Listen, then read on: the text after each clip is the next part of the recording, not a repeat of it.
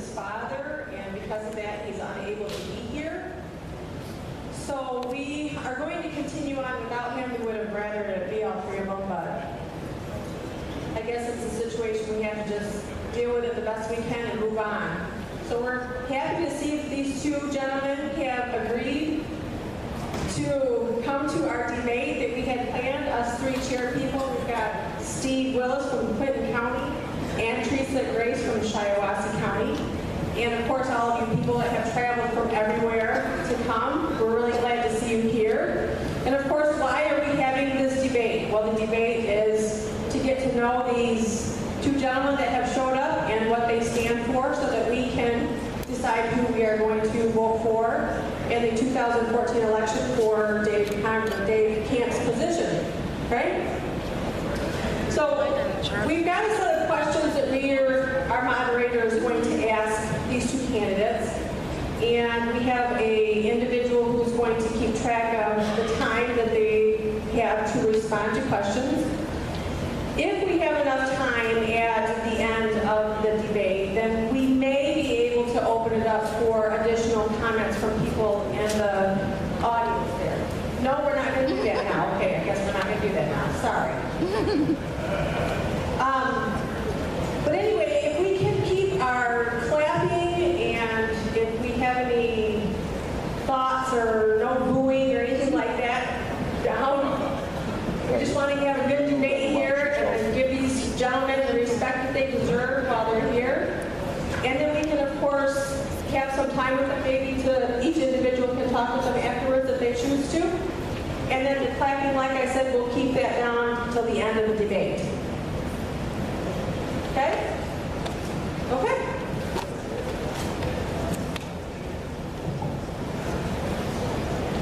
Would you all please stand and join us in reciting the pledge? I pledge allegiance to the flag of the United States of America and to the republic for which it stands, one nation, under God, indivisible, with liberty and justice for all.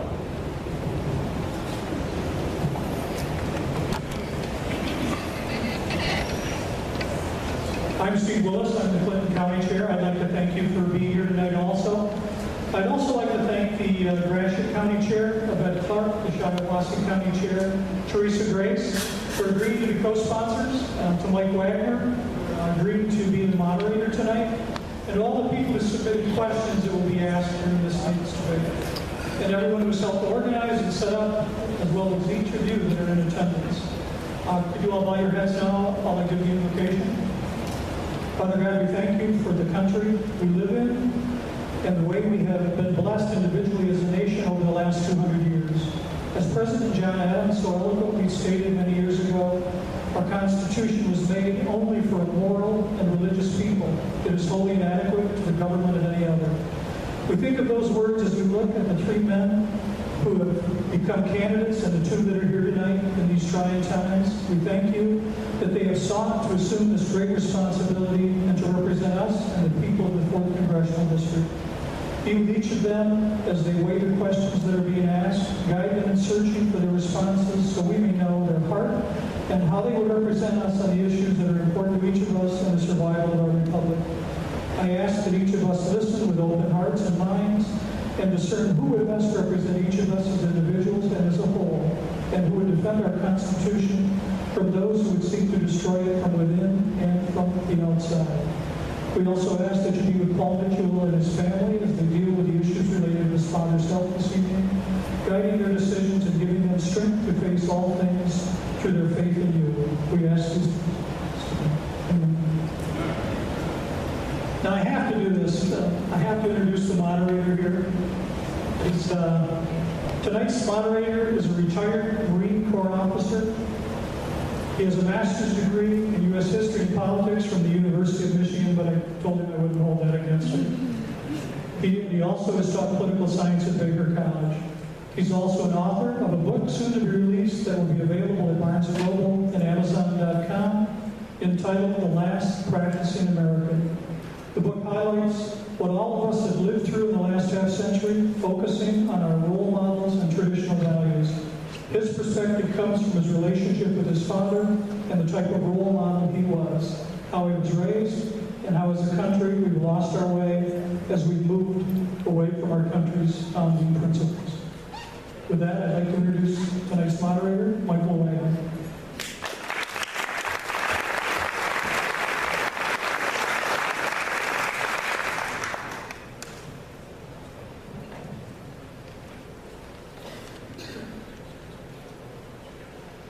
Thank you, Steve. Welcome everyone to tonight's debate.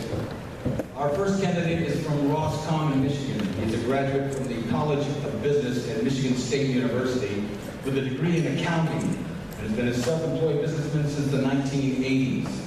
He was a United States Senate candidate for the state of Michigan in 2012. Would you please welcome Mr. Pete Canetti.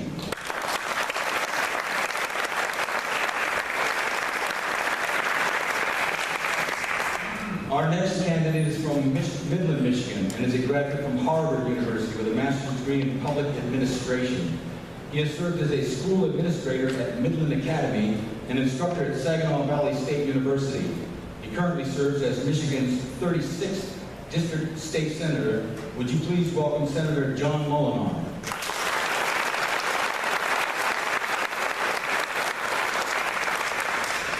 Before we begin, we'll go over the rules for tonight's debate. No questions have been given to the candidates in advance. Each candidate will be allowed a 3-minute opening and closing statement. All candidate question responses will be limited to 3 minutes. The number of questions asked will be determined by time allotted. Candidates will not be allowed to ask follow-up questions of other candidate responses. And lastly, Candy Crowley will not be here this evening. So, if the candidates are looking for help from the moderator, they're pretty much out of luck. With that said, we'll begin with a 3-minute opening statement from each candidate, and we'll start with you, Mr. Canetti. Thank you very much. I truly appreciate it. My name is Pete Canetti. I'm here because I want to earn your respect and your support to represent this district in the U.S. House. I feel that most people are totally disillusioned with government. They ask the question, have we lost our constitutional compass? They ask the question, have we lost the concept of a severely limited government of the people charged with securing our liberty? Do we have to accept as valid a self-proclaimed omnipotent government whose bloated, politically motivated discretion controls every aspect of our economy? I say no. I don't accept that whatsoever. I truly believe that this election is a referendum on the relevancy of the Constitution.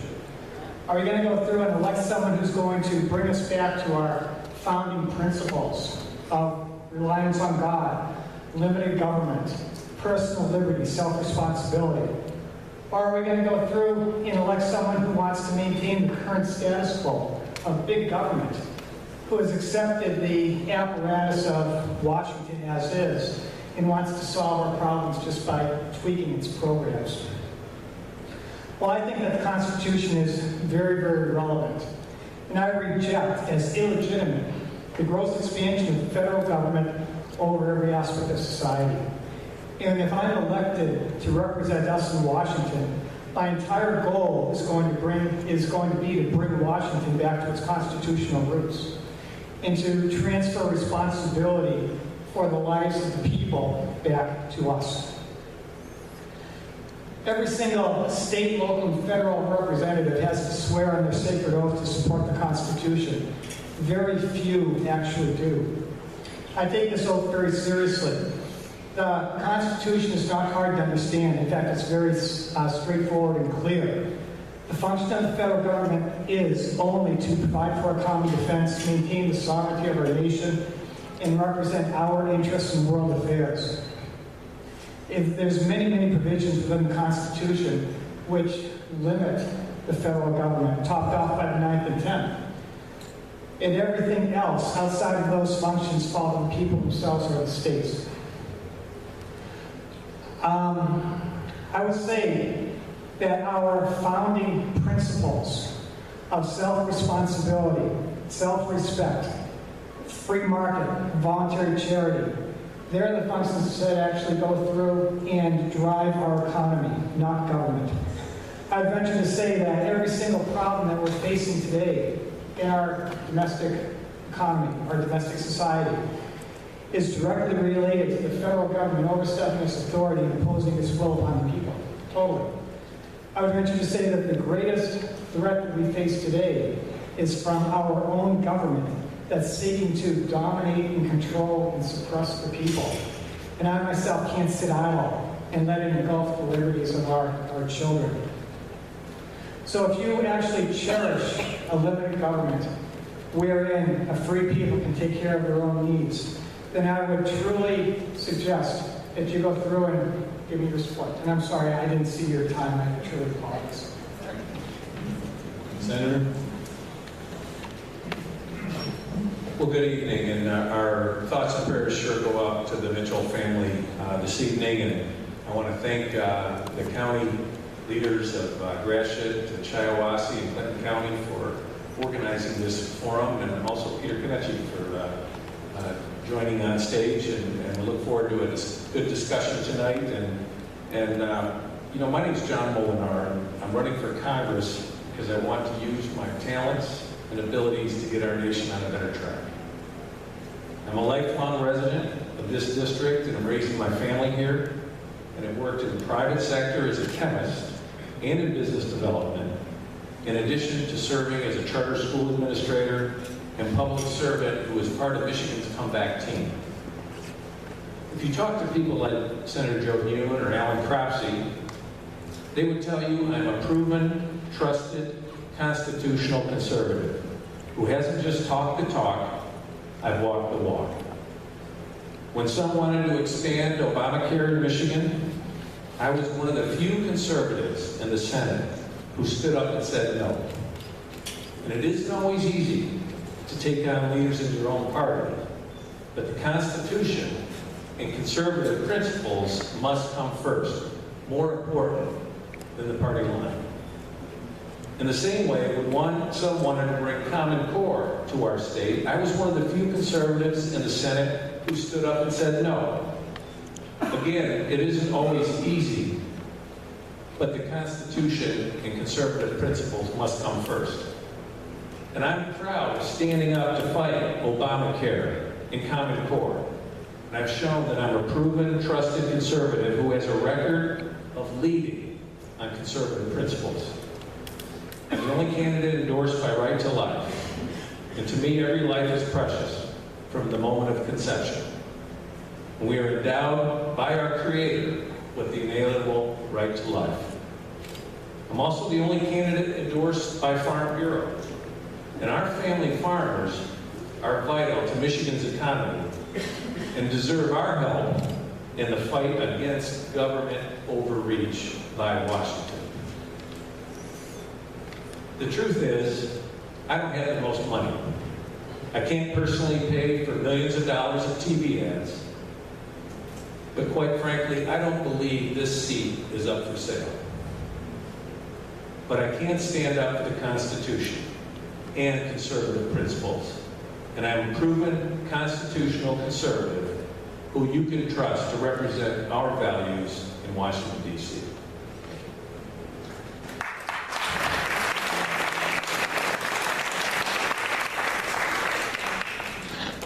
Our first question we'll start with, we're going to start with you, Mr. Kenichi. Congress continues to raise the debt limit year after year.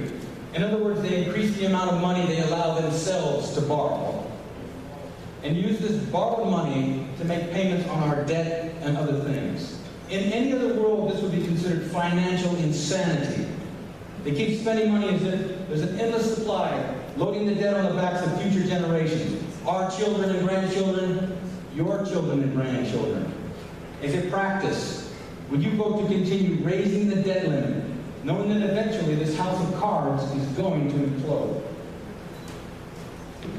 It's a relatively simple question, long one. But the answer is no. No, I would never, ever raise the debt ceiling. The thing is, the federal government has to live within its means. not just live within its means. What it's doing right now is the federal government's collecting so much money from the economy and it's basically wasting it. My entire goal is to go through and get federal spending back to its normal historical level. The normal historical level of federal spending is 2 to 3% of gross domestic product. It did that from 1787, when the Constitution was ratified, until the early 1930s. Government did what it was supposed to do. We had no income tax whatsoever, no debt, no IRS, nothing. We were basically free people. 1930, we broke that barrier, and the federal government started to extract money from the economy and virtually waste it. Now we're spending 26% of gross domestic product, but we can only collect 20%, and the rest is a deficit.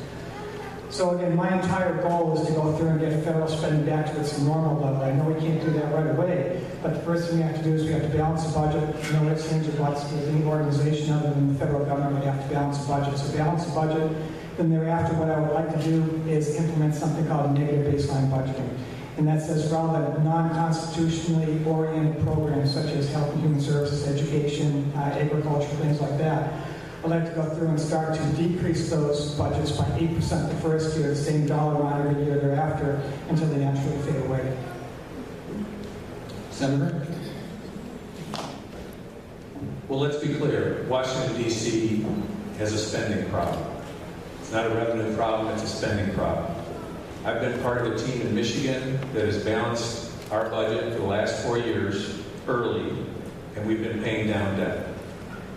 And the reality is that we should never raise the debt ceiling unless there are significant spending cuts and reforms. You never want to put the full faith and credit of the United States at risk. But the bottom line is we need to aggressively pursue a balanced budget amendment. We need to stop this massive spending in Washington, D.C. that is saddling our children and grandchildren with huge amounts of debt. It's also become a national security issue. So again, I've worked hard as a conservative leader, balancing our budget in Michigan, paying down debt, improving our credit rating, and that's what Washington, D.C. needs as well. Senator, could you give an example of a cut? Something that we might cut in order to lower the debt limit. Well, absolutely. Well, when you consider that we have a budget of discretionary spending and non-discretionary spending, one of the things we need to do is reform entitlements, because ultimately that is a huge amount of our problem. Now, to do that, we need to make sure we keep our commitment to our seniors and to future generations. But unless we reform our system, we won't have that in place for future generations. When I consider military, I want to make sure we're funding our military preparedness. That doesn't mean that everything the military does needs to be funded. We need to be strategic about that. Clearly, in the area of social programs, we need to significantly change our social structure in the United States, where we engage churches and private nonprofits to take up more of the social service needs in our country. So we need more welfare reform.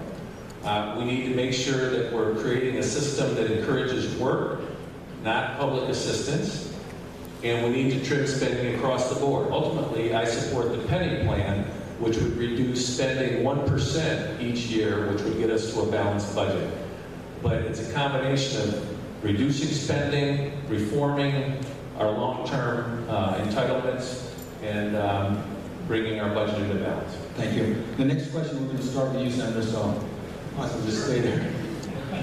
The 22nd Amendment states that no person shall be elected to the office of president more than twice. George Washington refused to run for a third term, as did Jefferson and Madison. How is it that 2 terms is sufficient enough time for presidents, but not for members of Congress, many of whom spend the vast majority of their adult lives in office? What is your position on term limits for members of Congress? I did vote for that in the early 90s, but as you all know, the court struck that down, and so we kept the officials. That would require constitutional change, but I would support that. Mr. Kenichi, your response? As far as term limits, I don't support term limits for members of Congress. And let me explain why.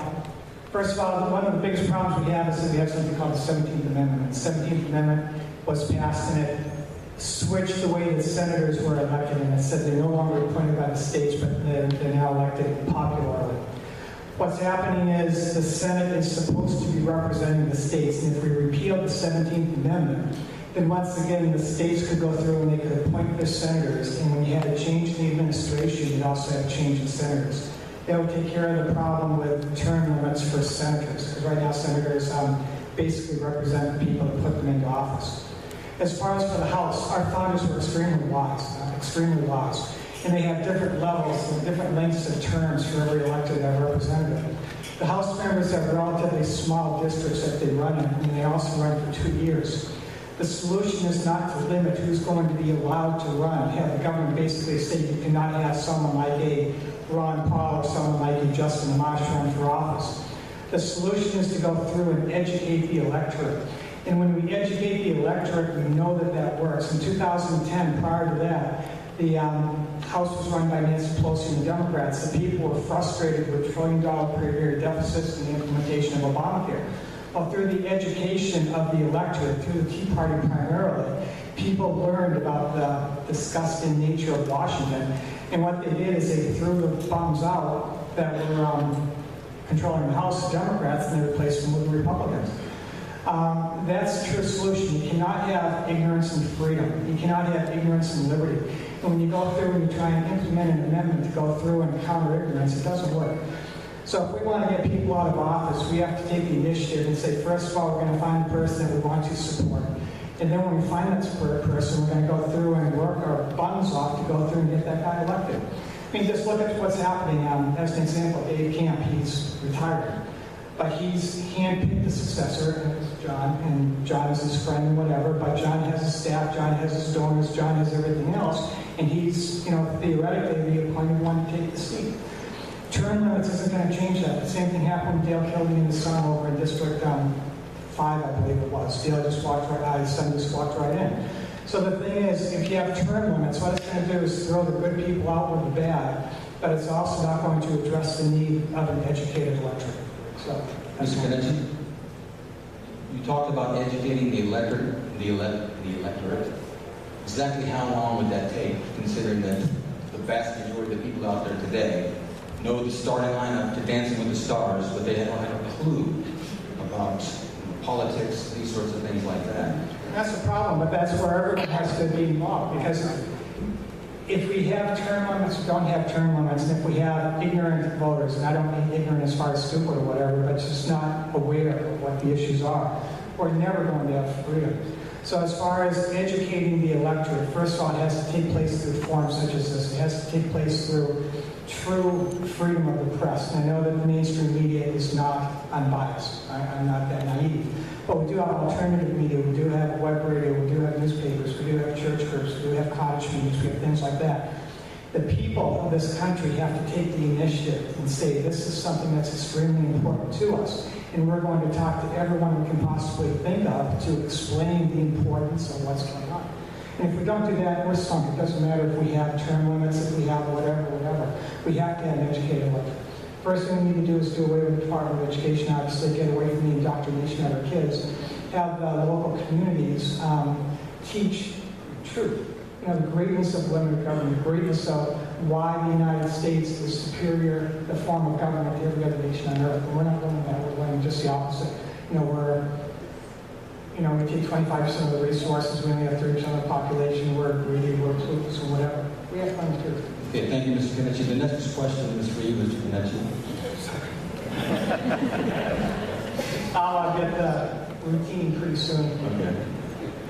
What is your position on federal government agencies such as Homeland Security, the FBI, NSA, and others having the power to wiretap, monitor, track, and/or record our internet activity, email messages, and phone conversations without a warrant or probable cause in the interest of national security? And I might add, that's not just happening at the federal level, it's happening at the state level as well. Case in point would be the Michigan Fusion Center. I am dead set against it. We have something in the Constitution, it's a little known provision. It's called the Bill of Rights. And there's something in the Bill of Rights that says that the people have the right to be safe and secure in their persons and effects from government. It's from government. It's not from, my wife, or it's not from anyone else. It's saying that we have the right to be safe and secure from government. You cannot allow the federal government to infringe in any manner upon our constitutionally protected God-given rights, because that's what it is. So I'm dead set against that. And the thing is, we have something called the National Defense Appropriations Act and the Patriot Act that enable the federal government to take those measures. Well, my feeling is that I want a strong defense, no doubt about that, but if there's ever a bill that goes through Congress that negates our constitutionally protected rights, I would say no. No way whatsoever. So that's why I say that. Senator, your response? I think Pete Knecht said it very well. And let me just say this. Our FBI and those who are charged with protecting us and investigating criminals, terrorists, I want them to go after the terrorists. So, for instance, when we heard from Russia that there were terrorists living in Boston, they should have followed up on that rather than wiretapping and tuning in on the American people. They should be following up on leads. We shouldn't be letting people out of Guantanamo who are known terrorists who say, we'll see you back in New York City. So I do think in this country we need to protect our God-given liberties, our civil liberties, and that is at the height. We enjoy our freedoms, and government's role is to secure those rights. At the same time, if our agencies who are charged with defending us are following up on leads that are not valid, which in many cases all this data that they've been storing is invalid, they're wasting resources that could be devoted to stopping terrorism in this country, and that is a huge concern. Okay, Senator. We'll start the next question. Since the summer of 2009, we are being told that our country is in an economic recovery. Yet we are experiencing historic numbers of long-term unemployment, foreclosures, people on welfare, parents working multiple part-time jobs in order to make ends meet. According to a report conducted by the U.S. Census Bureau, 46.5 million Americans are living in poverty, and 1 out of every 5 households is living on food stamps. While there's not a specific role of the federal government to create jobs, is there anything they can do to stimulate job growth, real job growth? Sure. Well, a few things that we can do. First, we can look at the tax code, reform the tax code in a pro-growth way that gives across-the-board tax cuts and eliminates special preferences in the tax code. Secondly, we can scale back some of the agencies that are costing us jobs. The EPA with their war on coal, with their restricting the water rights of farmers and people who have water on their land. Those are 2 things that government can do. The other thing is we need to make sure our government isn't offering the wrong incentives. So when you think about unemployment, we don't want to make it more attractive for someone to stay on unemployment than to find a job. And unfortunately, we've created many of the wrong incentives, and we need to change that so it's attractive to work and contribute to this economy, and that employers have the incentives to hire people. Another thing, the wrong direction of the Obama administration is the minimum wage. They are proposing an increase of that. That would cost jobs. It would increase inflation, and it would discourage economic growth. So all those policies are things that we ought to change, and Congress can play a lead role in that. Mr. Knecht, your response? Well, I was at CPAC just a while ago and talked to a woman named Michelle Bachman. She said very, very clearly that 70% of all the money the federal government collects for social programs, which is virtually any program that affects people, education, health and human services, whatever. 70% of that money is spent towards funding of federal bureaucracy, and only 30% of the money goes to the intended recipients. So when I look at that, I say, that's such a waste. And what is the solution? The solution is to cut the federal government out of the picture. What I would like to do, to get to your question, is I'd like to go through and I would like to have the state of Michigan, for example, collect just 30% of what we send to Washington right now for social programs. Provide the exact same level of service, the exact same level. The key is the 70% that we don't send to Washington can be kept by the people that actually earned it. So if it's a small business, small excavating firm, retail shop, whatever, rather than having 70% of their earnings sent to, well, 70% of the taxes sent to Washington, they can just keep that money. Use it for research, development, hiring, capital acquisition. That's how we really stimulate the economy. I know for a fact that people in Washington are not smart enough to go through and figure out how to make the economy go. We have something called Adam Smith's invisible hand, and there's 300 or plus million people in the United States. They're all looking at the same problems, and the greatness of the free market system is that these people are going to go through, look at the problems, figure out the best solutions. The best solutions are going to be voluntarily acquired by the people who want them. The stupid solutions are going to get fall by the wayside. That's how we improve the economy. So I don't want anyone in Washington saying, let's tweak the tax code to encourage investment, let's tweak the tax code to encourage employment or whatever. I want to get the federal government out of our lives. Like I said, for the great majority of our life, federal spending averaged just 2 to 3% of gross domestic product. Just 2 to 3%. There was no federal interference in the economy, no tweaking of the tax code, no trying to do this or trying to do that. The federal government just provided for our defense, maintained their sovereignty, and represented our interests in world's affairs. That's what we have to get back to. Unless we get back to that, we're not going to exist as a nation. It's going to take a while, but we have to do so. I think I have 30 seconds. One thing I'd like to say about the last question is Congress does have a very significant role to play, and if they want to stop terrorism, rather than eavesdropping on U.S. citizens, they should go through and control the border. That's one of the constitutional functions of what they are supposed to be doing. We know they can do it because they did it with Clive and Bundy when they kept him off the grazing lands and they control the borders of the White House. So if they can do that, they can easily control the border, and that's what they should do. And this leads into the next question, which is for you. If illegal immigration is addressed prior to your taking office, the borders will be a major issue in stopping the flow of additional immigrants and the trafficking of illegal drugs. Quite frankly, most people in mid-Michigan are wondering when one of those Homeland Security buses loaded with illegal aliens will show up. What is your position on securing and protecting our borders, and would you allow amnesty to the 11 million or so already here?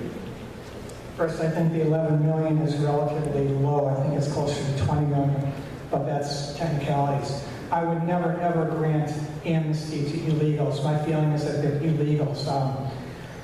What I would really press for at the national level is, first of all, we have to control the border. And like I said, we can't control the border. That's the constitutionally mandated duty of Congress, and they're creating a crisis on purpose so that they can expand their power over the society. I realize that.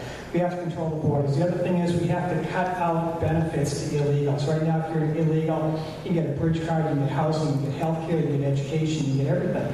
A lot of these illegals get all these benefits from the federal government, but they also work under the table, so they have a lot of cash in their pocket, more than a lot of Americans do. That's ridiculous. My feeling is that we have to go through, and when we find an illegal, no matter how long they've been here, we have to deport them, without a doubt, because we are a country of laws, and if we're going to be a country of laws, we should enforce those laws. Anyone who's currently here that is illegal, if they want to stay here as a permanent resident, then they should go back to their country of origin. They should apply for a visa just like everyone else that's coming to this nation. Explain why they're going to be a benefit to the United States, get a sponsor, come over here, and become, assimilated into our culture. So I know that the crisis on the border right now is a government-created crisis, and it's going to break down our sovereignty, and the solution that the administration is going to come up with is going to impede upon our liberties. It has to be stopped.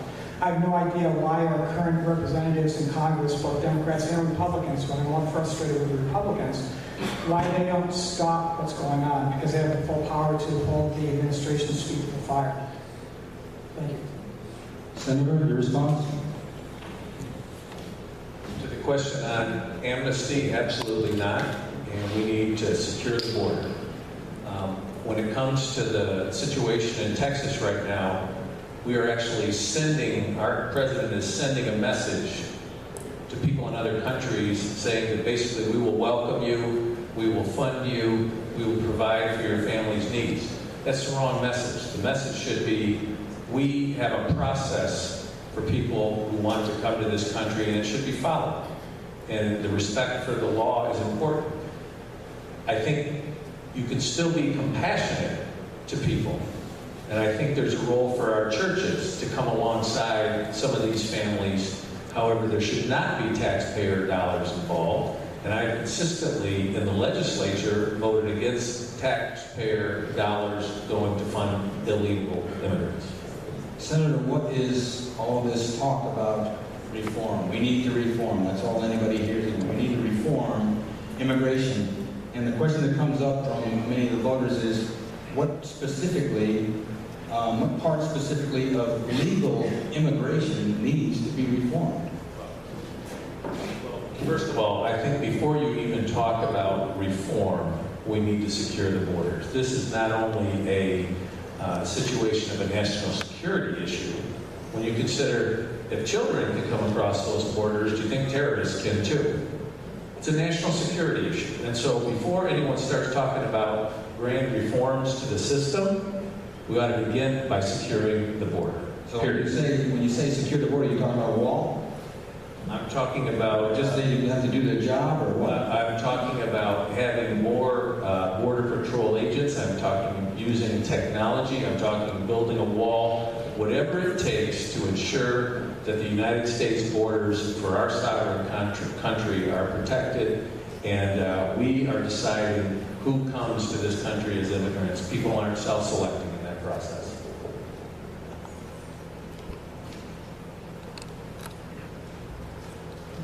Senator? Keep you on your toes. We are advised not to judge all Muslims by the actions of a few lunatics. Yet we are encouraged to judge all gun owners by the actions of a few lunatics. At every turn, the President and members of the Democratic Party are trying to disarm law-abiding citizens. In fact, just last month, the President praised Australia's recent gun confiscation of their citizens, noting if necessary, he will act without Congress, that'd be you fellas, using executive authority to limit Americans from their constitutional rights. So my question to you is, what is your position on the Second Amendment, and what can Congress do should the President act unilaterally on this issue? Well, first of all, on this question of the pen and the phone, I think you would agree that's not the right way to lead as President of the United States. And secondly, your question of the Second Amendment, I have an A rating from the NRA. I've always been supported in my elections from the NRA, and am a strong defender of Second Amendment rights. But to follow up on that, how can Congress go against the President who might just on a whim say, okay, you can keep your Second Amendment rights, that's not a problem. Everybody here can own a gun. But I'm going to make it against the law through executive authority that no one can own a firing pin. Well, again, it gets back to this role of congressional oversight of checks and balances, and I believe our Congress needs to step up in this area. I support the lawsuit with respect to the government overreach by the executive branch. It needs to go further than that. That's just a first step. They need to look at funding issues and budgeting issues. There are a whole range of areas where the Congress can be more assertive in making sure that the executive branch doesn't run over and trample the rights of our citizens. Mr. Kennedy, your response? First of all, if anyone's ever read the Constitution and read Article 2, Section 2, it's the duties of the President. There's no such thing as an executive order. The President has no authority whatsoever to override any constitutional right whatsoever. The other thing is we have to figure out if we're a free people or not, and I truly believe that we are free people. And Congress, again, is limited to three major functions. The first function is providing for a common defense. The second one is maintaining our national sovereignty. And the third thing is representing our interests in world affairs. Nothing in there gives the President the ability to go through and negate our constitutional rights, our Second Amendment rights. The Second Amendment, the entire purpose of it is to allow a free people, which we are, to defend ourselves from a tyrannical government, foreign or domestic. When we had a revolution, we fought our domestic. Whenever a government starts talking about confiscating guns, it's extremely important to say no. And I would do two things. First of all, if I was in the Congress, I would immediately start impeachment proceedings against the president because he's done so many despicable acts and he's not been impeached. The second thing is I'm a very, very strong supporter of something called nullification. And Thomas Jefferson brought it up in the Kentucky Resolutions of 1798. He says that the federal government never acts outside its constitutional authority. He said it's the obligation of the states to refuse to honor, implement, or enforce any unconstitutional dictate. So what I would say is in the state of Michigan, I would say if the president says we're going to disallow firing pins, we're going to disallow this, disallow that, first you can't do it. Just have the state of Michigan say, screw it, we're not going to go there and follow that dictate. It's outside your authority. It's no different than me telling the Secret Service to take away their firing pins. That'd be a much better solution, but Mr. Knichi, you just answered, that's okay, because you just answered the next question, so go ahead and have a seat and I'll ask the question to the senator. Nullification. Several states are using nullification to deal with legislation that has been enacted in Congress based on the 10th Amendment. That being the powers not delegated to the United States by the Constitution, nor prohibited by it to the states, and reserved to the states respectively or to the people. Do you feel the states have the power and the right to refuse to follow laws enacted by Congress that violate the provisions as defined by the 10th Amendment? First of all, we in the legislature actually adopted a bill and supported a bill, and I think Steve was in committee that day. It was Justin Amash's amendment in Congress, and it was supported by Tom McMillan and Rick Jones, that when it came to detainment of Michigan citizens, American citizens, by the Michigan National Guard. And we passed that and signed into law, so I've actually voted on that. But I also recognize that there are limits to what states can and can't do. I'm a strong states' rights advocate. But it's kind of like saying, if you take it to an extreme, it's like saying, well, you can decide not to pay your income taxes. You can tell the IRS you aren't going to pay your income taxes. But there may be some consequences at the end of that. And so I think you have to be careful when you overstate what states can do. But I will fight with every bone in my body to ensure that states' rights are preserved and that the 10th Amendment is respected in Congress. And with that, the next question goes to you. Certainly. No, it's just that you answered. That's okay. I have a lot to say on nullification, and this is something that I could go 6 minutes on, but it doesn't really matter. I won't go 3. The thing is, it's extremely critical. Think again, everyone should go home and read Article 1, Section 8 of the Constitution. It gives the duties of Congress. Every single duty of Congress is national in scope. The federal government has no authority whatsoever to address the needs of the people or address the daily operations of the states. None whatsoever. So everything dealing with health and human services, education, housing, EPA, environment, that all falls to the province of the states, and the federal government has no authority whatsoever to be involved in it. None. And if I'm wrong, someone look at the Constitution and tell me after, but I know I'm not wrong. The other thing is on taxes. I don't know if people know this, but John mentioned the taxes. The Constitution says very clearly the government has the power to collect taxes, but then it says very clearly thereafter to fund the constitutional duties. That's what it says. For common defense, to pay the debt, which is one of the duties. Common defense is about 6 or 7 duties, and general welfare in the United States are the other duties. Setting up a patent office, weights and measures, things like that. So the other thing is the Constitution is very clear, and it says you cannot spend any money from the federal treasury unless you're spending it on constitutionally enumerated powers. So we can spend money on defense, immigration, embassies, but we cannot spend money from the federal treasury according to the Constitution on education, healthcare, environment, things like that. Very clear. So my feeling of nullification is what I would like the states to do is tell the government that their tax policies are unconstitutional. What I would love to do is have all of the money from the tax collections, federal as well as state, go to the state treasuries.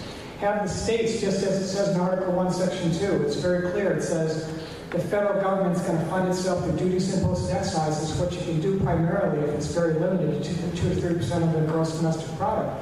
But then the difference has to be funded by taxing the states, not the people. Very, very significant difference. And that's what I want to get back to. So I want the states to go through, collect the money, have the states pay their share to the federal government, what they're supposed to, what they're due for defense and enumerated powers. But then have the states keep the balance, use it to provide for services within the states without any federal restrictions. That's how I support nullification. I'm a very, very strong fan of it. I think it's Article 6 is very clearly in the Constitution. It says every state and local rep has to swear in their honor to support the Constitution. If they allow the federal government to get away with what they're getting away with, the states are imposing tyranny upon the people just as much as the federal government is, and that's what we have to stop. Thank you. Senator, no, that's okay. The Social Security Administration entitlement program for disabled workers will run out of cash by 2016. More than 11 million Americans currently rely on disability insurance. Since 2000, SSDI beneficiaries have increased by 73%, which now accounts for 20% of the total Social Security Administration budget. So my question to you is, what can be done to address the unfunded liabilities of this program and other such programs like Social Security, Medicare, and now Obamacare? Well, let me begin by saying Obamacare should be repealed. That's job one.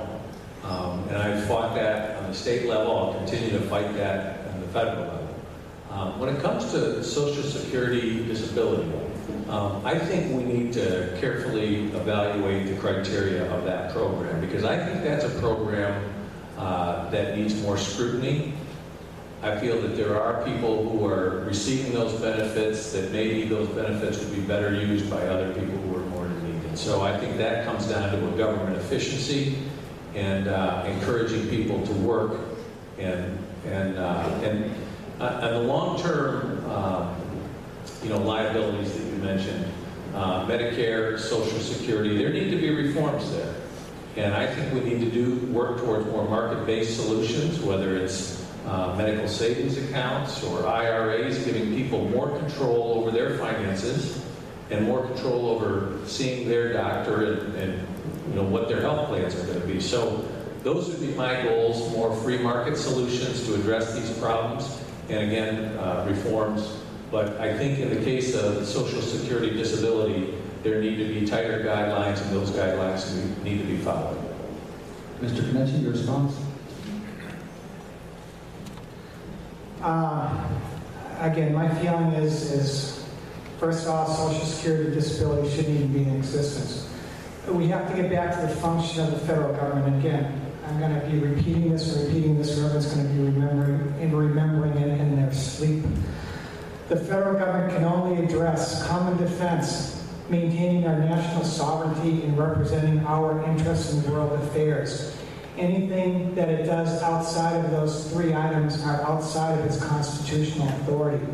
If we want the federal government to be involved in charity of any kind whatsoever, the proper solution is to pass a constitutional amendment of the people saying we, the people, delegate to the federal government the authority for the federal government to be involved in charity. We've never done that. The reason we've never done that is the federal government makes decisions based on the accumulation of political power and wealth. That's all they do. They don't make decisions based on what's good for the people. They can't, because they're not smart enough. And you have Barney Frank up there, Nancy Pelosi up there. They're not smart enough to make those decisions. What they want to do is they want to make a group of people as dependent as possible on government, so that these people will insist that government, remain in power so they can provide benefits. I would never, and I know this is not Social Security or disability, but I would never cut the benefits of Social Security or Medicare, because they are not constitutional, but people were forced into those programs unless they went to jail. But what I would strongly suggest is to transition those programs to the private sector as quickly as possible.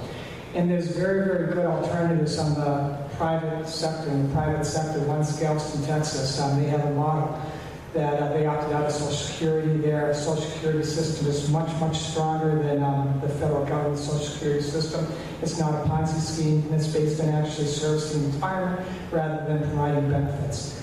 So that's how I feel about that. The federal government shouldn't be involved whatsoever. This also gets back to the concept of Michelle Bachmann that 70% of all the money that's collected for social programs, which includes charity, is used to fund the bureaucracy. I want to cut the federal government out, have the states collect just 30% of what we now spend on social programs to provide the exact same level of service to the people that earned it to keep the difference. Thank you. A follow-up question to both of you, and either of you can answer this. How is it that programs like Social Security and Medicare, which requires workers to contribute all of their working lives, seems to always be in jeopardy of running out of money? Yet programs like welfare never seem to find themselves in this situation.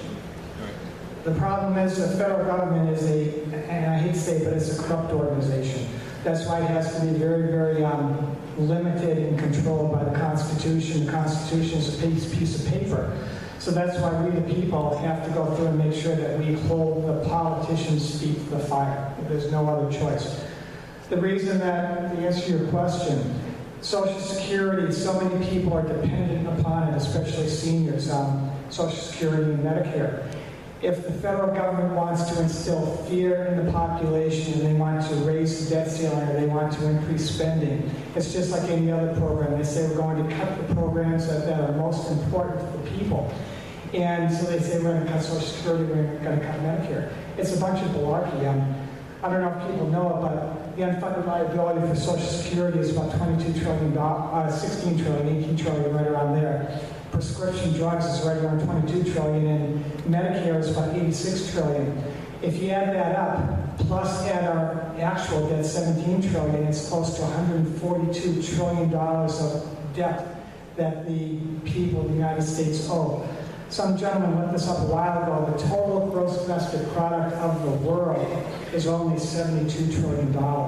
So that means that our government over the last few decades has indebted the people of the United States to pay off twice the gross domestic product of the world. And that's just nothing but criminal. Okay, thank you. Senator, did you want to respond? Sure. Well, some of the challenges with our social services is, the president waived the work requirement for welfare, which was part of a negotiation that was accomplished in welfare reform years ago. The second thing is there's been a huge growth in food stamps. And again, this is something that we want to make sure that these programs are reformed and are used to those most in need. But sadly, some of these entitlement programs have become, I had a bill in the legislature where I made it illegal for multi-million-dollar lottery winners to claim food stamps. And you think, how in the world do we get to that point? Well, we had to pass a law to prevent that from happening, and that was my bill. So some of these programs are way out of control. And in the case of, Medicare, in the case of Social Security, more and more our society is moving towards market forces, whether it's a 401k, a medical savings account. Governments, local governments, schools are all struggling with these unfunded liabilities. And they're all based on this concept of a defined benefit. And the reality is that we want to keep the commitments we've made to people, but at the same time, we cannot go forward continuing to offer defined benefit programs. And so that's why businesses, local units of government, state government are all going towards a defined contribution where there's a certain amount that's put in, but people have the freedom to choose how to invest that and what to do with it. And at the end of the day, the government doesn't have a huge obligation. Right now, we have fewer workers in the workforce that are going to be supporting more people in their retirement. And we want to make sure our seniors get what they are entitled to, but at the same time, if we don't reform this system, it's not going to be there for the next generation. And so that's something that we've been working on at the state level. We've been paying down unfunded liabilities. We've been paying down debt. We've been successful, but we need to do more on the federal level. Thank you. Mr. Kenichi, the U.S. Justice Department and the President have both stated they will not enforce certain laws passed by Congress and signed into law by previous presidents because they don't agree with those laws. Indeed, the President on multiple occasions has chosen to ignore or rewrite his own laws. As a congressman, what recourse do you feel Congress has to see that the laws passed are indeed enforced? First thing we have to do is, in my opinion, if the president doesn't enforce the laws, we have to impeach him. There's no question about it. He's the chief law enforcement officer of the nation. The other thing is, again, I think that we are a free people, and I don't want the people to be corralled by government. And if he's not enforcing the laws, such as securing our borders, I think it's very, very imperative that the states take the initiative themselves. There's something in the Constitution that says that the states are being invaded. They don't need congressional approval to stop an invasion over their borders. So I would very, very much support Rick Perry or Jan Brewer using their National Guard under her authority or his authority to go through and secure the borders. Because if the federal government's not doing it, the states should do it. It's funny though, because people are so scared about nullification. They say you can't go through and just say we're not going to enforce the laws of the United States. The president does it all the time. He does it. He's not going to enforce immigration. He's not going to enforce a lot of different things, Defense of Marriage Act, whatever. He just says, no, I'm not going to do it. Well, he's doing it against the law. What I want the states to do is just say, look, we're basically a sovereign state. We delegated certain responsibilities to the federal government. If the federal government's not doing it, we're not going to be held hostage by the federal government. I want the states to take the initiative and do it themselves. Thank you. Senator, your response? Well, Congress has to use every bit of leverage it has in terms of oversight for the executive branch. There are financial oversight roles, there are bills that are moving through the process, and there are amendments that can be added. At the end of the day, there's been some talk about impeachment tonight. Impeachment is something where the House would play a role and the Senate would play a role. And so one of the problems we have in the Senate right now is that I don't think Harry Reid is going to go down that road. So I want to put in a plug for Terry Lynn Land, because we need Terry Lynn Land in the United States Senate. We need a Republican senator, because a whole lot of these things, whether it's Obamacare, repealing Obamacare, or getting other things that we need done, it's going to take a Republican Senate. And then 2 years from now, a Republican president. So there's a lot that Congress can do in terms of its checks and balances, more than it is doing. It needs to step up. But I think we also need to be strategic in going after what we really can do electorally, and that's electing a Republican U.S. Senator, and in 2016, a Republican President. Senator? When President Obama took office in 2009, the national average for a gallon of gasoline was $1.88. Today, it's averaging around, it's hovering around $4 a gallon, give or take. Certain members of Congress are suggesting that the price per gallon needs to be increased by 12 cents in order to repair and maintenance our roads and highways on a national level. What types of solutions would you support to address the funding needed to support these repairs? Well, first of all, budgets are a matter of setting priorities. And in Michigan, what I've done is advocated for additional funding within our resources, and we've put over $300 million of additional funding towards roads. In the federal government, the same thing needs to happen. They need to prioritize road funding as a key priority of government. I don't believe it's right to raise taxes. I think in this economy, it would be devastating. And quite frankly, when we spend as much as we do in the federal government, we don't have a revenue problem, it's a spending problem, and it's a matter of spending on the right priorities, and roads would be very close to the top of it. Mr. Kenichi, your response? Remember, the federal government can only spend money on common defense, maintaining our sovereignty, and representing our interests in world affairs. I don't know if you guys know, but about half the budget from Michigan, a little less than half the budget, comes from federal grants. And that money comes from federal grants that has conditions associated with it. So you might get a federal grant for wind turbines, or you might get federal grants to protect the lizard up in the UP or something like that. What I would like to do is, at the federal level, I would like to to say that if Congress puts any condition on any grant that's outside of its authority, I would say that condition should be null and void.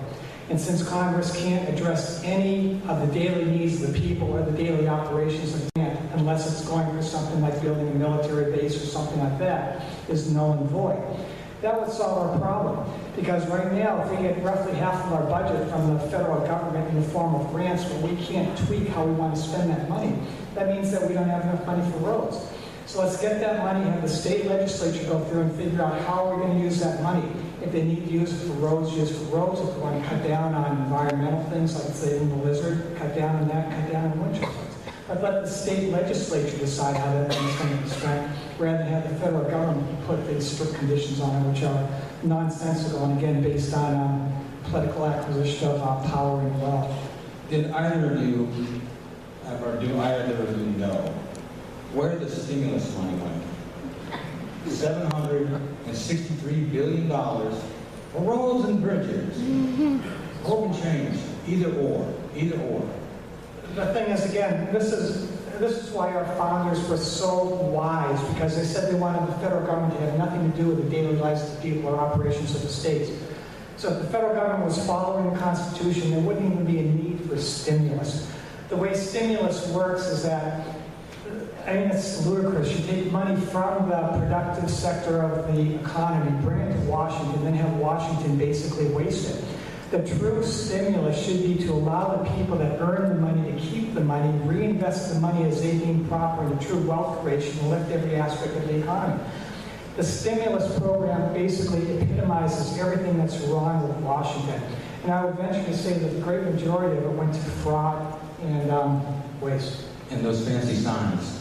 Fancy signs, but I would venture to, and this is pure speculation, it's nothing based on fact, but I would venture to say that most of the people in the administration have Swiss bank accounts that have multi-million dollars. Well, like you, I've been asking that question, and I've seen a lot of what happened is it went to prop up different budgets. It also went to different businesses who were well connected through their political contributions and who had very high-priced lobbyists to get stimulus dollars. And that is the reality.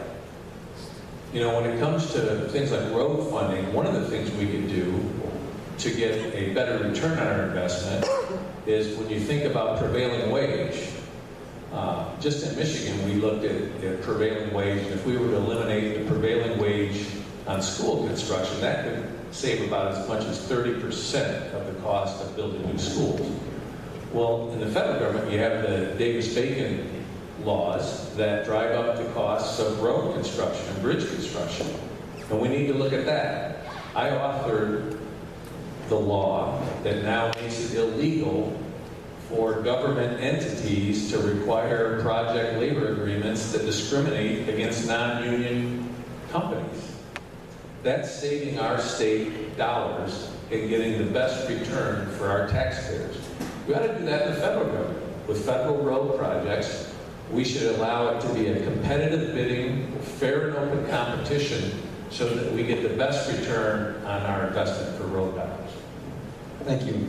Mr. Kenichi, the VA and the oversight of the medical facilities have been criticized for their negligence in the treatment of veterans, and in some cases, the subsequent deaths of veterans waiting for care. Case in point was a recent story about a woman who received a letter explaining that the VA was ready to see her husband. Unfortunately, he had died 2 years prior to the appointment. To make matters worse, the letter she received concluded with, "We are committed to providing primary care in a timely manner and would greatly appreciate a prompt response." What should be done to address the problems in the VA hospitals and the treatment of the patients? First of all, the problems with the VA are going to be the problems with every single health care provider throughout the nation, not just for veterans, but for everyone in the country. The government, sadly, doesn't care about the people because we're just units or whatever for them. They just want to care about their job. That's why they shouldn't be involved in this type of thing. But to answer your question about the VA, first of all, I want to get the government totally out of health care. I'm including the VA. I truly understand that the primary purpose of the federal government is to provide common defense. Everyone probably heard that, one of the first three things I've been talking about. But part of providing for the common defense is you have to take care of your soldiers. And if you make an agreement to your soldiers when they enlist, you have to honor that commitment. There's no doubt about it. What I would do is I would say that every single soldier who worked should be given some sort of free market insurance card and go to any health facility they so choose, non-governmental, because there shouldn't be governmental health facilities, and let them get the best care they can possibly get. That's what I would support. Senator, your response? Well, first of all, we need to make sure that we keep America's commitment to our veterans. Those who have served our country deserve the best possible treatment. And the idea that our veterans have been on wait lists and secret wait lists and have been denied care, people should not only lose their jobs who are responsible for this, there should be criminal prosecutions. And I feel very strongly about that. In Michigan, I chair the Military and Veterans Affairs Committee, and what we've been working is to make sure that every veteran has access to the health care that they are entitled to. We've been making sure that the transition from our military service into the civilian workforce is made easier and less burdensome with regulations. And we also want to make sure there are educational opportunities. So when people who have served this country get that kind of treatment, it's not only criminal, it's immoral, and needs to be stopped. In the meantime, we ought to look at ways for our veterans to get treatment as close to their home as possible. One of the things that breaks my heart is when I hear about elderly veterans having to drive 2 and 3 hours to see a doctor. That's just wrong. And so we need to look at every possible way of making a better system for our veterans because they deserve the best. Senator, the United States contributes approximately 22% of the revenue received by the United Nations, about $60 billion between 2002 and 2012. In addition, 25% of the UN member countries, that's 1/4, pay next to nothing. Actually, they pay 0.001%, about the amount needed to park at the UN buildings. What is your position on the funding level of the UN, and would you be in favor of moving the UN headquarters out of this country? Well, let me just say this. I think the whole role of the UN needs to be reevaluated because I don't see that we're getting the benefit from what we've been investing. And clearly, we're paying the lion's share of the load. When it comes to moving it to another country, one of the challenges we have as a nation is we are leaders.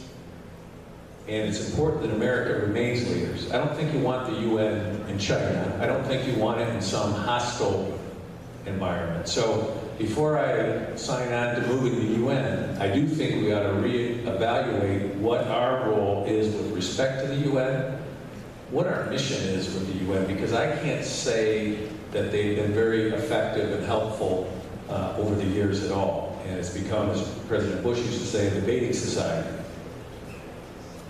But I do think it's important that America has an influence, and I do think that people who come from other countries to this country see the greatness of America, and it does influence their views on America. But what would you say, or how would you respond to a voter who would say, look, our contributions to the UN are based on our GDP. In the first quarter of 2014, we were negative 2.9%. That is the largest non-recessionary reduction in 70 years. Perhaps they should write us a check. Maybe they can rent the building. Yeah, no, I'd be very open to reducing the funding for the UN. As I said, we are not getting the value from the UN that we put resources in there. I do think it's important that we maintain our influence at the UN, and we need not shirk from our leadership role in the world. Mr. Kenichi? First of all, I think the UN is a despicable organization, and I would be on favor of getting out of it, to be honest with you. They don't want to support our constitutional rights. They're trying to do everything possible through Agenda 21, gun control, or small arms treaties, parental rights treaties, and whatever, to break down the constitutional protections any way possible. I would love to see the UN move to some other organization. I would love to drop our membership in it. I want to go through and have relationships with virtually every nation in the world through a vibrant commerce. If you have a vibrant commerce that's beneficial to all nations involved, it's going to naturally promote liberty and well-being throughout the world. But if you have the United Nations where you have one vote per country, all those countries basically see the United States as one great big pocketbook, and all they want to do is get as much money for us as possible and destroy our way of life because we are by far the greatest nation in the world. And I can't sit by and watch that happen. So I would like to do away with that altogether. Mr. Kenichi? As of 2013, the U.S. Federal Tax Code contains 73,954 pages to explain the complexities in the code.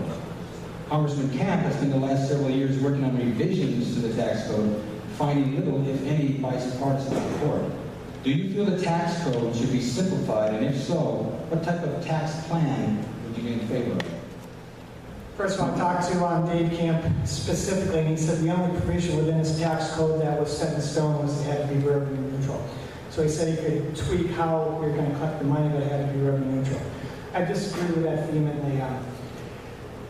Again, think about, I'm not going to repeat what I said, but the federal government has 3 functions only. None of those functions require the immense amount of spending that we're collecting. The great amount of revenue that we're collecting.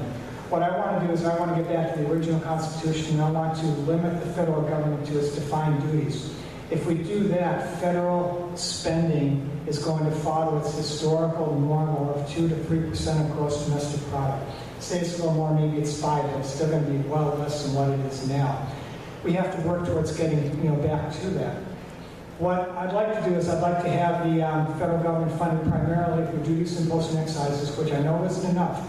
But one of the reasons why the federal government has the ability to regulate international commerce is because that's how the government is funded. So whenever we make treaties like NAFTA or whatever, rather than breaking down the imports and duties, the government should make sure that we have imports and duties that are fair and beneficial to make sure we can fund the government. The other thing is we need to tax the states for the difference, whatever the needed shortfall is, rather than the people. The way it's set up right now is if you have an internal revenue service where the federal government is able to tax people directly, you have, in effect, complete tyranny, complete control over the people. Because if the federal government comes through and says, you, whoever you are, you're not paying your fair share. Whether you're right or wrong, they can bankrupt you, no doubt whatsoever. They can control you, they can take away your home, they can do anything they so choose. Whether they're right or wrong, it makes no difference whatsoever. So I want to make sure that the federal government has no direct control over the people, none. And unless we can get to that point, we're not going to be free people. And we can do it. I mean, it's not like it's a pie in the sky type ordeal. The federal government fully funded itself for more than 2/3 of our nation's life by collecting just 2 to 3% of gross domestic product, letting the states and the people take care of their needs. When we were doing that, we had no unfunded liability. We had no, massive debt or anything else. Everything was fully funded. We went from a third world nation right after the revolution to a world-class superpower in every regard, tightly limiting the collections and spending of the federal government. That's what I want to do. Senator? The tax code needs to be simplified, it needs to be flatter, it needs to eliminate special preferences, to quit picking winners and losers. It needs to be flatter, and we should also work at reducing corporate tax rates and capital gains rates so that investment dollars aren't going overseas, but are staying in America. Dave Camp deserves a lot of credit. He showed a lot of courage. When you put out an idea, you run the risk of criticism. It's a lot easier to be an armchair quarterback. And the reality is, he had a lot of bipartisan support from the Senate chair of the Finance Committee, who was a Democrat. But what happened was, the president didn't lead, and the leadership in Congress wasn't willing to offend some of the people who benefit from the tax code as it was. So the reality is, Dave Camp showed tremendous courage in putting his proposal out there. It's a lot easier to shrink in the shadows and say you're for something without putting it on paper. He did that. deserves a lot of credit. In Michigan, what we've done is we've eliminated the Michigan business tax, and I've been part of that. We've phased out, and we're phasing out personal property taxes, all with the idea is why would we penalize job providers for making investments in Michigan or in this country? Those are the kinds of things we need to do on the federal level. I have experience with that, and it's something I want to work on from day one, because at the end of the day, the biggest challenges we have with our budget deficit, some of that can be addressed through growth and cutting spending. Thank you. Senator, as a country, we spend more money per student than any other country in the world, yet our students perform poorly compared to other countries. We have seen the federal government through the Department of Education take steps to control all aspects of our children's education. What role should the federal government play, if any, in regulating what kids eat and what teachers teach? Well, I think we know the answer to that question. We've seen Mrs. Obama kind of going off the edge on that. The reality is I've led the fight in the Michigan Senate against Common Core. Common Core is a one-size-fits-all cookie-cutter approach that will destroy education. You know, we benefit from high standards, from excellent teachers, and you want incentives for teachers. You want to have merit pay.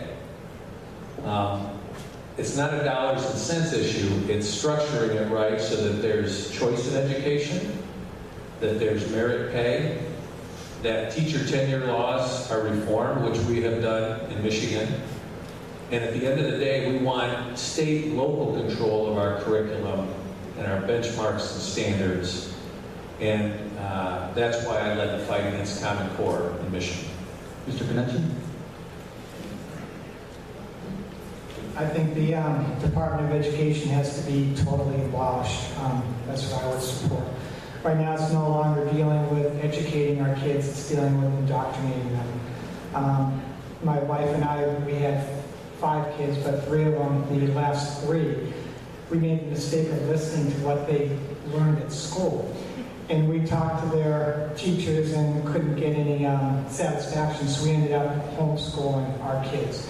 They were light years ahead of their peers when they went to college, as well as when some of them went to a Christian school in their later high school years. But the thing is that if we're going to solve our educational problems, we have to get the federal government out of it. We have to allow the localities primarily, and if we want some sort of state oversight, the state, to address the needs.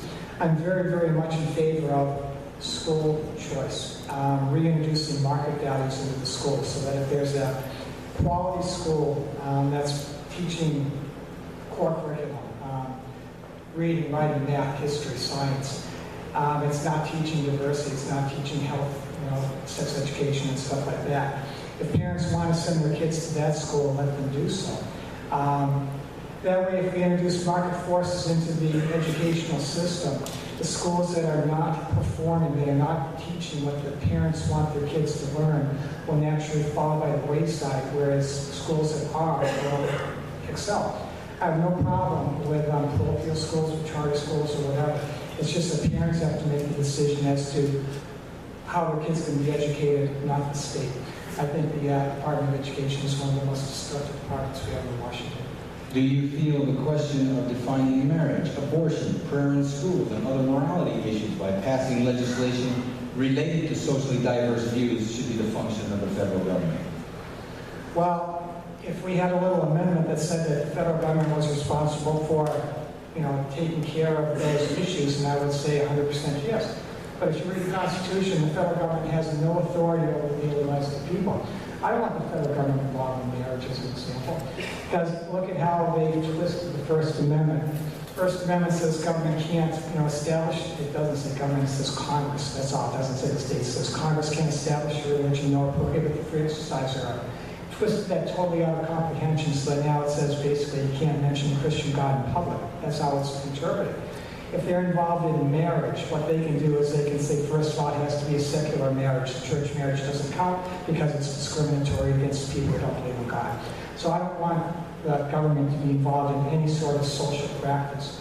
What happens is social attitudes are really the responsibility of the people, family, and community.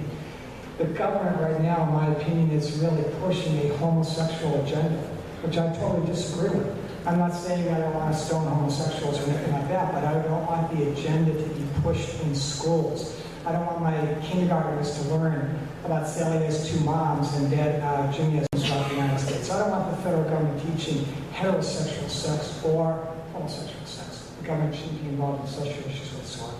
Thank you, Senator.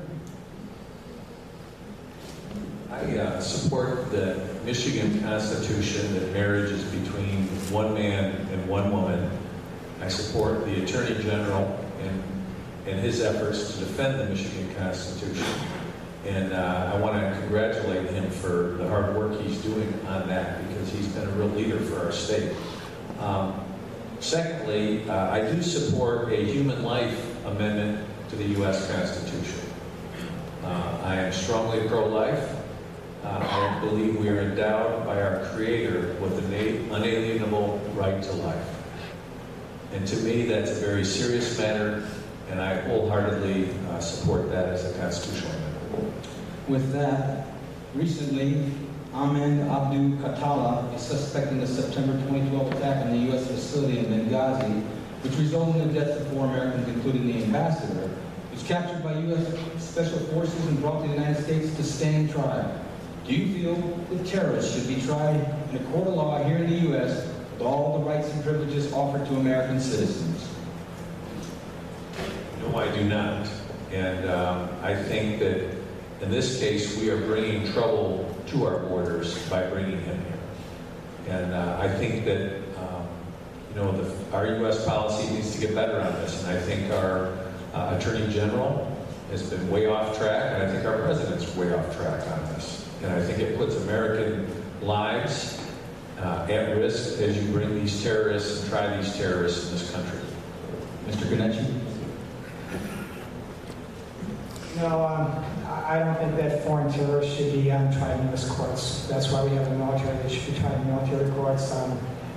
Obviously, they shouldn't be tried in American courts. Funny thing, though, is getting back to the last thing, John mentioned very clearly that he supported the Human Life Amendment. I don't know if you ever read the Human Life Amendment, because the Human Life Amendment that's going to be passed, the only one that has a chance to be passed, has 3 provisions, and the last provision says, in the case of, it says that the liberty of the mother, and Jesus those words, the liberty of the mother should not be infringed in any manner to be allowed to abort a baby that's a result of rape or incest.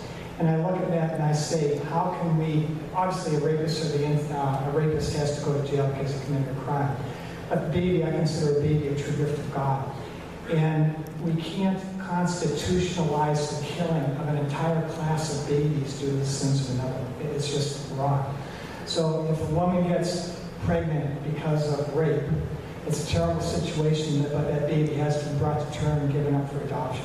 We cannot constitutionalize the ability to destroy an entire class of baby. Mr. Ganetti? Yes. I want to be very clear on my position, because I don't know what amendment Peter is referring to, but the amendment I support would be to protect life, and with the exception of the life of the mother. So I would not make an exception for rape and incest. In fact, when you think about the unalienable right to life given by God, every person should have that right, and it's government's role to secure those rights. So I completely disagree with that. Mr. Ganetti? While claiming that man is destroying the planet, i.e. man-made global warming or climate change, with our use of fossil fuels, those who claim that have successfully managed to dramatically limit the amount of ocean drilling along both coasts on federal lands, all the while spending billions of dollars on green energy projects that have failed both here in Michigan and around the country. What is your position on green energy subsidies and drilling on federal land? You have to get back to the 3 principles of government, and government has no authority whatsoever to be involved in energy development, energy subsidies, energy anything, none whatsoever. That's a function of the state or the private sector, the free market, and that's how it should be. We have more oil in this country than all of the OPEC nations combined, but most of it's on federal land. I read a report from the Republican Congressional Committee a while ago. 90% of all oil in the United States falls on federal land, and it's off limits. Again, the federal government promotes policies based on the accumulation of political power. And they shouldn't do that. That's why they're prohibited from being involved in this type of venture. So what I'd like to do is I'd like to have all this, one other thing, as far as federal land, again, if you read the Constitution, very few people in Washington ever read the Constitution. This says very clearly that the only land that the federal government can control is what's needed for forts and other needful buildings, plus the District of Columbia. So the federal government has no legitimate claim to controlling roughly, more than half of the land west of Mississippi and close to 3/4 of the state of Alaska, right on there. No claim whatsoever. So what I would very strongly support is to have the states, again, reassert their rights as free states. I mean, I hate to say it, but I'm so sick of the states, submitting to the federal government because of funding. What I want to do is I want to have independent states, and I want the states to go through and say, this land within our borders falls under the sovereignty of the state of Alaska, the state of Nevada, the state of whatever. And if there's oil on there, just have the states go through and develop it as they deem proper, create a source of revenue for the state, plus decrease the cost of oil, gas, and all other energy throughout the United States. That's what should happen. The federal government is nothing more than, in effect, a organized crime type situation. They've figured out how to collect so much money from the people through extortion, for lack of anything else, through the income tax. They take this money, fund a huge bureaucracy, and then give it back to the people with conditions attached to it. We have to break that cycle. Unless we break that cycle, we're not going to exist. Senator? Well, I support all of the above energy policy. I think nuclear has a role. I think clean coal plays an important role in our energy. I support exploration for gas and oil. I think that, I was educated as a chemist. My dad is here, who was a chemist. I think we look at the science for drilling, and it's vastly improved and very safe. We've been fracking for over 50 years in Michigan, and even the DEQ, I never thought I would agree with the DEQ, but the DEQ even says that fracking in Michigan is safe. So when I look at our energy resources, we ought to have an all of the above. And when it comes to subsidizing, I think we ought to eliminate the subsidies across the board and use all of the above, whatever is most cost effective. When I look at government policy and what that did in Michigan, I remember when Governor Granholm and the DEQ refused to issue permits for new power plants for Consumers Energy and Wolverine Power up in Rogers City. And that was devastating. It could have been tremendous for our economy and for our energy supply. One of the first questions I asked Governor Snyder when he became governor, and would he reverse that policy and grant permits for energy production? And he did. By that time, it was too late. The companies no longer could make the investment. We lost out on the jobs, we lost out on the energy resources, and that can't happen in America. Right now, the Obama administration has a war on coal, and if you want to see manufacturing lead this country, if you take the coal plants out of production in the United States, the energy costs will skyrocket. And that will drive manufacturing away from this country. So we need to reverse those Obama administration policies. And the EPA is the worst violator with their new rules. And I will fight that as your congressman. And that leads right into the next question. The EPA continues to make new regulations regarding emissions that will ultimately force the closing of coal-fired plants around the country. Currently, 40% of all electric energy comes from coal. Energy costs are expected to, using the president's own words, necessarily skyrocket to more than 13% in the next 5 years. What is your position on the power of the EPA, and can Congress do anything to limit their destructive regulations and policies? Well, right now, the EPA is probably the poster child as the worst example of federal government overreach between the war on coal and the new rules governing water. When you consider that a farmer with a mud puddle on their property, that can be considered under federal control, we are in very perilous territory. The role that Congress has, one is we can pass a law against the new rules of the EPA. We can fight back, and we can make the case to the general public of why it's in the public's best interest to fight against the EPA. So often the EPA has this mantle of looking out for people and their health and safety and the environment. The reality is that they are killing jobs, and it's not based on good science. It's based on a political agenda, and that needs to change. Mr. Kennedy? I think the EPA is one of the most destructive organizations in Washington, and it has, again, there's no authority for it, none whatsoever. It doesn't fall into three categories that I've been harping on all night. So it should be, first of all, at the congressional level, it should be defunded. I mean, there's no question about that. It should just be totally defunded. We're broke anyways. Why are we spending, all this money on the EPA? That's the first thing. Second thing is, I'm very adamant that the states have the authority to say no to the federal government. If the EPA is working outside of its constitutional authority, I want the states simply to say no. The president obviously has no power to issue an executive order, and you can't go through and say we're going to close down coal plants. Look at Article 2, Section 2, see where he has that authority. It's none. Nothing. He can't do it. And if he's doing it through threat or through force or whatever, then he has to be obviously impeached. That's one of the very relevant aspects of Congress. If the Senate doesn't go along with it, so be it. At least you bring it up to the people, you let the people know what's going on, and you can stop anything that we want going through the House of Representatives. That's all. I'm a very, very strong proponent of nullification. And if the president says we're going to close down the coal mines in Pennsylvania, I would, if I was the governor of Pennsylvania, I would just say, no, we're not going to close them down. That's the correct answer.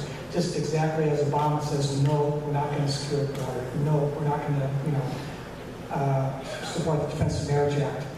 He's doing it illegally. The states can do it legally. And the states have to have a backbone to go through and stand up and say no to the federal government, and that's what I'm a strong proponent of. Mr. Kenichi, our courts are seeing instances where laws from other countries, such as Sharia law, are being referenced in court cases as something our legal system should implement as part of our body of laws. Are you in favor of this inclusion of these foreign laws, such as Sharia law? Of course not. We have something called the Constitution. We have our Bill of Rights. Every single judge has to swear to support our Constitution, which includes our God-given rights. Sharia law in particular goes against those rights, and nothing should be enforced outside of our Constitution. There was one interesting thing, I mentioned it a little bit earlier, in the Kentucky Resolutions of 1798, Jefferson was addressing the overreach of government. And he said very, very clearly, he said the federal government is not in a position to judge the appropriateness of its acts. He said, and this is kind of interesting, he said the federal government's not even a party to the Constitution. Did anyone know that? It's not even a party to the Constitution. It's a creation of the Constitution. And the only parties to the Constitution are the states that signed on to it. So the states are parties to the Constitution. Jefferson said very clearly, if the federal government acts outside of its authority, it's the obligation of the parties of the Constitution, the states, to save themselves. Very, very clear. And you have all these silly court cases from the federal level that say what the federal government is doing is legitimate. If it's not according to the Constitution, it's not legitimate. And that's where the states have to say no. We have to rein the federal government in. And unless we rein the federal government in, we're not going to exist. Senator? Here in Michigan, I have supported American laws for American courts and do not believe Sharia law should have any standing in American courts, period.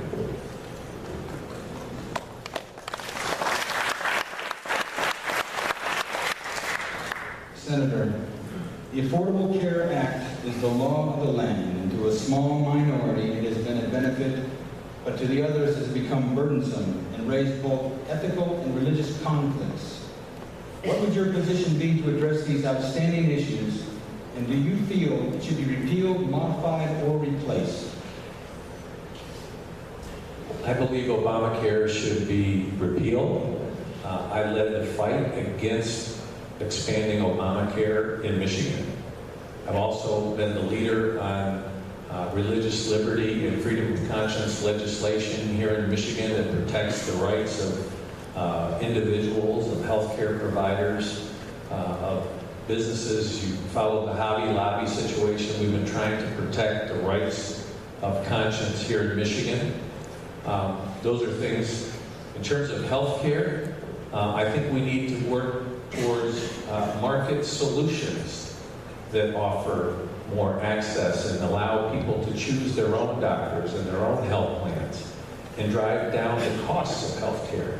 So I don't believe you can build on Obamacare successfully. I think it's a faulty foundation. I think it should be repealed. And I don't believe we should have expanded Obamacare through the Medicaid expansion here in Michigan. So that's my position. Mr. Kenichi? This gets back to what I was just saying. The federal government can't be the judge of its own actions. Only the parties of the Constitution can. Obamacare is clearly not constitutional, and I don't care what the Supreme Court says. They said it was a tax. How can you have a tax on people that don't, earn anything? It's not constitutional. We're no way around it. What I would do is first I would insist on having it repealed, not ever replaced. I don't want, no one here delegated authority for their health care to Washington. No one. So it can't be replaced.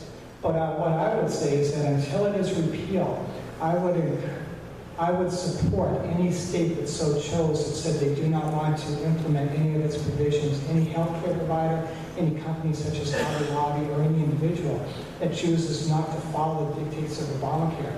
I would use the full power of my office, whatever power I had, to support their liberty and fight against control by government.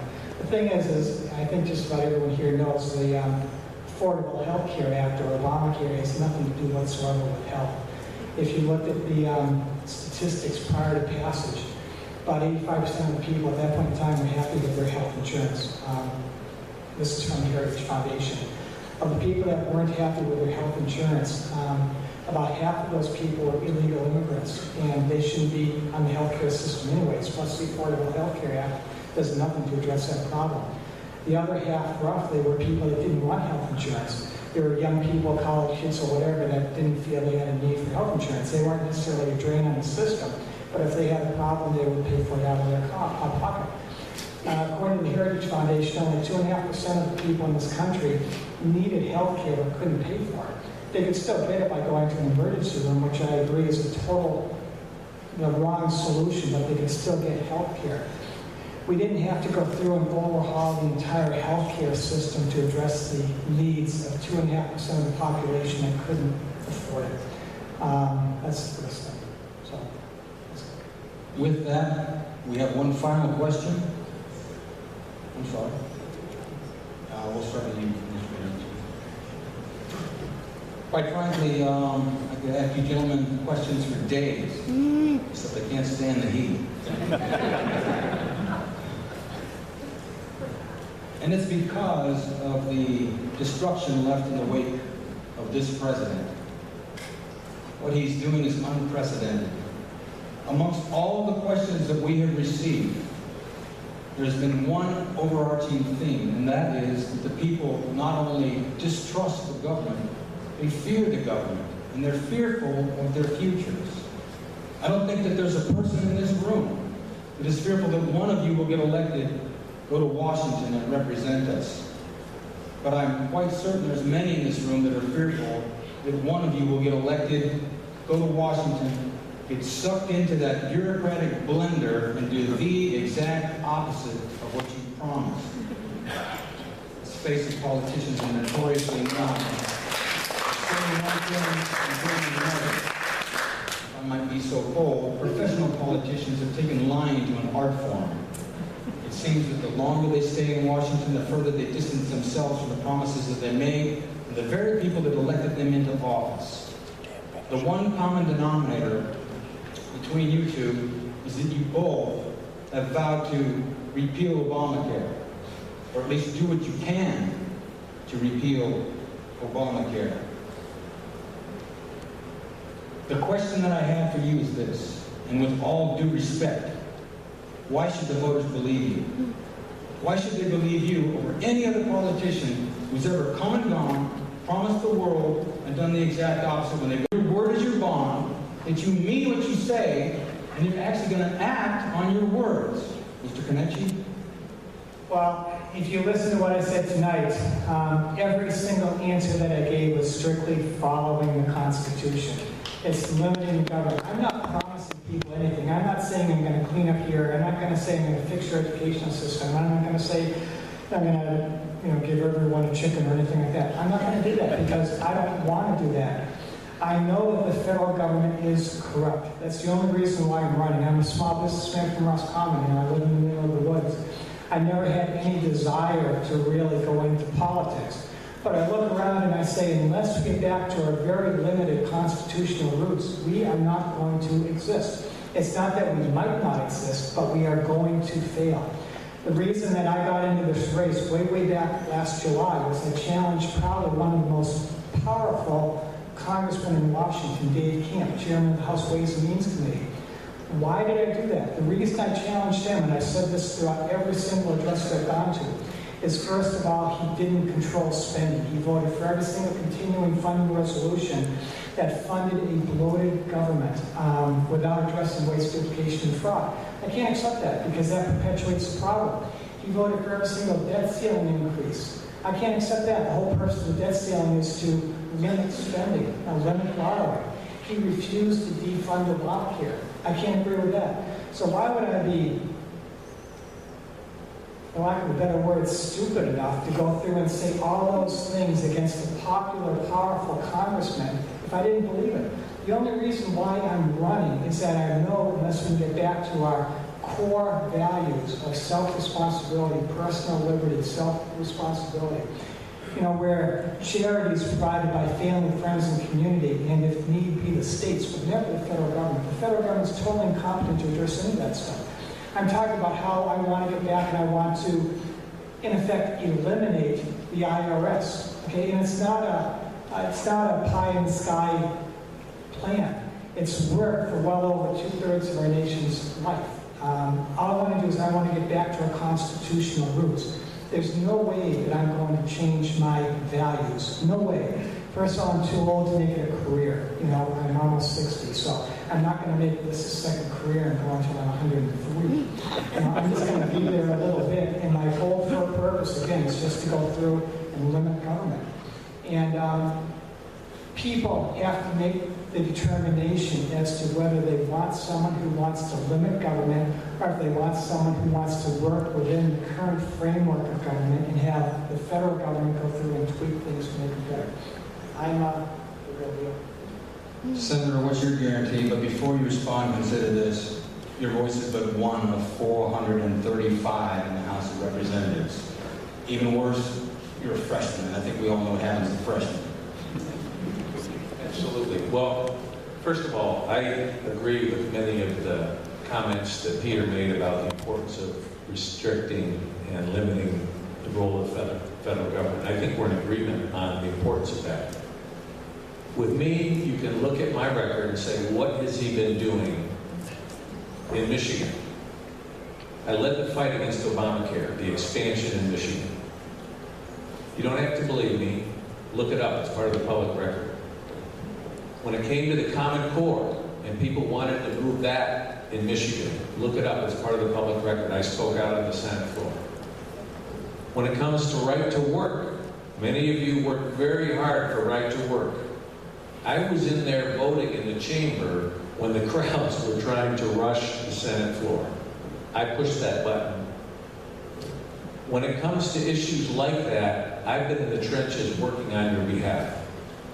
And the question I would ask is, if you're going to elect someone to Congress who is one of 435, who is just one voice, don't you want that person to be an effective advocate for your voice, who can get things done in Congress? Well, how can I know that I can do that? I've done it in Michigan. I've been there fighting the battles with you in Michigan, and we've been making progress. Not everything has gone the way I wanted it to go with every policy, but we're fighting the good fight and making progress where we can. And so tonight, I'm asking you for your support to lead that charge in Washington, D.C. As a freshman, as one of 435, you know my values. I stood for those values with you as we're changing Michigan. Now we need to change this country. Mr. Kenichi, did you have any closing remarks? Well, I think you were asking that earlier, I think. Yeah, you were asking. Right, okay, well, in that case, we're going to go ahead and we'll allow 3 minutes per candidate for closing remarks, and we can start with you, Mr. Kenichi. As I said in my opening remark, I truly believe that this election is a referendum on the relevancy of the Constitution. And you, the voters, have to decide, is the Constitution worth supporting or not? And again, the only function of the federal government is to maintain our defense, provide for our sovereignty, and representing our interests and world affairs. That's it. My entire goal, and I know it won't happen overnight, but my entire goal is to restructure Washington so that we can get them out of our lives. That's what I want to do. I know that Washington's not going to do it initially. That's why I'm going to be a big advocate at the state level. Go to the legislature of Oklahoma, Michigan, Texas, whoever, the Governors Association, and say, look, we are sovereign states. We are. The federal government is only supposed to perform these functions for you. If they try to do anything outside of this authority, say no. That's my feeling. Just say no. That's what we have to do. So that's how we differ. One problem is that if you go through the states, like say, hypothetically, you're a House member for several terms, and then you go through a state Senate seat. What you do is you learn the relationship between the federal government and the state government. And you learn that it's impossible for the states to survive without federal funding. These people that go to the federal level, for the most part, often just change positions. Rather than being the receiving end of federal grants, they're on the giving end of federal grants. And that perpetuates the problem. So what I want to do is I just want to get the federal government out of our lives. And I know that unless we do that, we're not going to exist. So if you agree with that, I would truly appreciate your support in this coming primary, and I would truly advocate for those values when I come to Washington. So thank you very much.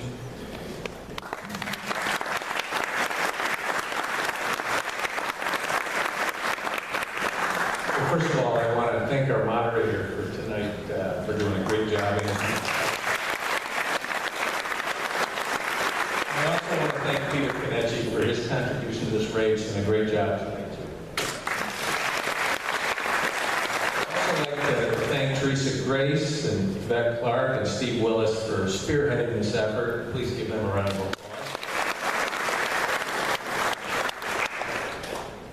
When it comes to making your decision who you're going to support for Congress, I think it's important that we make the right decision for the right reasons.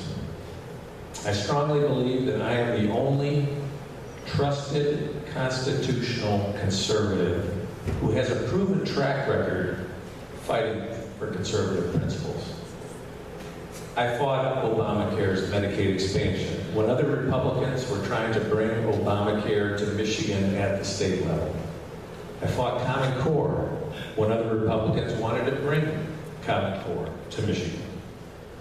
And conservative groups have taken a look at my conservative record, compared it to the talk of the other candidates, and determined that I'm the best, trusted, proven, most conservative candidate to represent our district. Attorney General Bill Schuette, Congressman Dave Camp, the Right to Life of Michigan, Farm Bureau, and others have endorsed my campaign. There are other candidates who will spend more money on this race. There are other candidates who have hired more political consultants.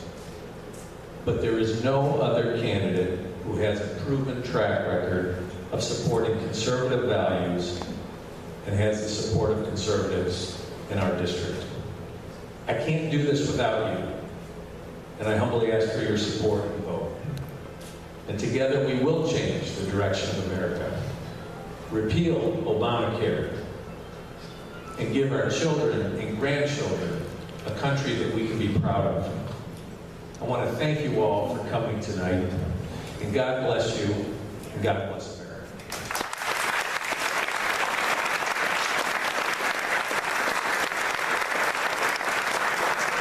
And at this time, I'd like to turn it over to the Gratiot County Chair, Yvette Clark.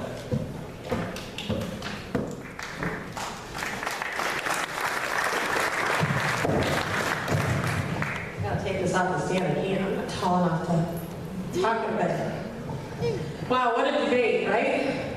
We've learned a lot about both of these candidates who are running for our congressman position.